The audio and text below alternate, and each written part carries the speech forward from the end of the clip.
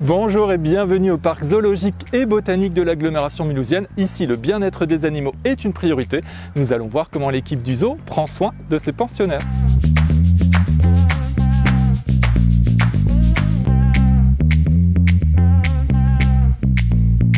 Depuis peu, vous utilisez une application pour évaluer le bien-être de vos animaux? On travaille avec une spécialiste du comportement animal et c'est à peu près 70 questions vraiment factuelles sur l'animal.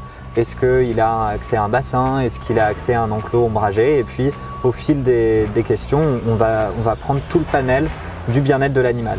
L'environnement, l'alimentation, la santé et son comportement. Et à la fin, on a des résultats qui nous permettent d'avoir des éléments clés.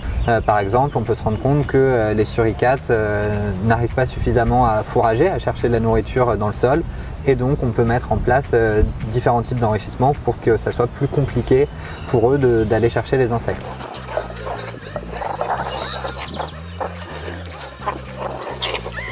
On faisait tout à l'heure l'évaluation pour notre okapi. On était au-dessus de 90% sur tous les critères. Et donc là, on se dit que cet animal est dans un bien-être optimal, donc c'est chouette.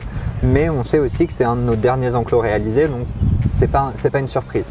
Par contre, on sait qu'on a du travail à faire sur certains animaux. Sur chaque décision qu'on prend, ça va être la première question en fait qu'on va se poser.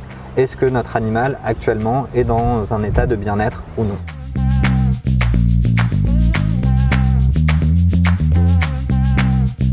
Vous l'aurez compris, le parc est pleinement engagé dans le respect du bien-être animal. Pour d'autres vidéos sur le parc zoologique et botanique de l'agglomération mulhousienne, c'est sur les réseaux sociaux N2A.